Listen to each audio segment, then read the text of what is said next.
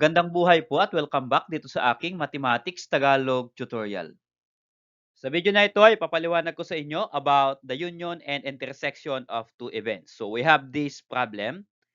A six-sided die is rolled.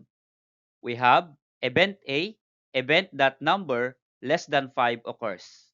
Event B, event that odd numbers occurs. So we're going to find the following. Number 1, event A. Number 2, event B. Number 3, A union B. And number 4, A intersection B. So paano po kaya i-determine? Papaliwanag ko po yan sa inyo step by step. Okay, so let's start. This is the problem. Again, a six-sided die is rolled. So the die has 6 faces or 6 sides. So therefore, possible na kapag ni-roll natin, isa yung lalabas na number. At ito yung events A and B. So yung event A, event that number less than 5 occurs. So ano yung ating event A? Ito yung hahanapin natin sa number 1. So yung event A natin, number less than 5. Okay, so ito yung possible numbers sa ating die. 1, 2, 3, 4, 5, 6. Ito yung possible numbers na pwedeng lumabas kapag ni-roll natin yung die.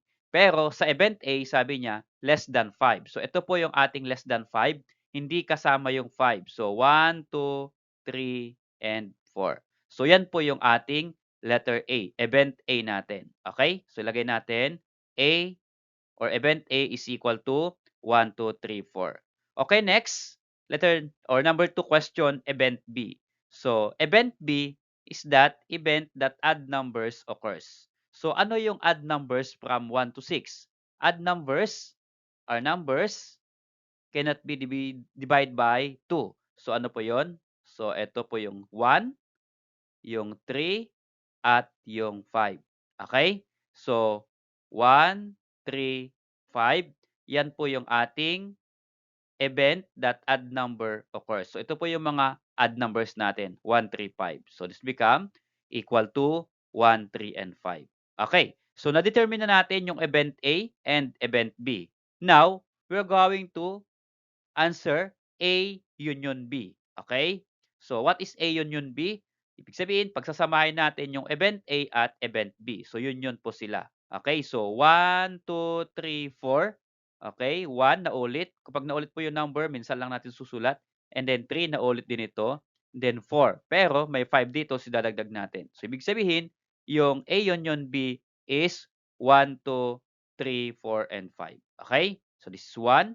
This is 2. Then ito yung 3, dalawa, minsan lang susulat. Ito yung 4, okay, and then ito yung 5 sa event B. Okay, that is A union B. How about number 4, A intersection B? So ano po yung intersection ng A and B? Dito na po tayo magfo-focus sa A and B. So ibig sabihin ng intersection, yung pareho. Okay, so may pareho po silang 1. Bilugan ko po. Okay, so may pareho silang 1 at pareho din sila sa 3. Okay. So therefore, 1 at 3 lang ang magkapareho sa event A at event B. So yan po yung ating number 4, A intersection B. So 1 and 3. Okay, so yan po. Ganyan lang po kasimple how to determine the event and the intersection and union of two events. Salamat sa pod kaibigan. Kung nagustuhan mo yung video na ito, please click like and subscribe kung bago ka pa lang dito sa aking channel.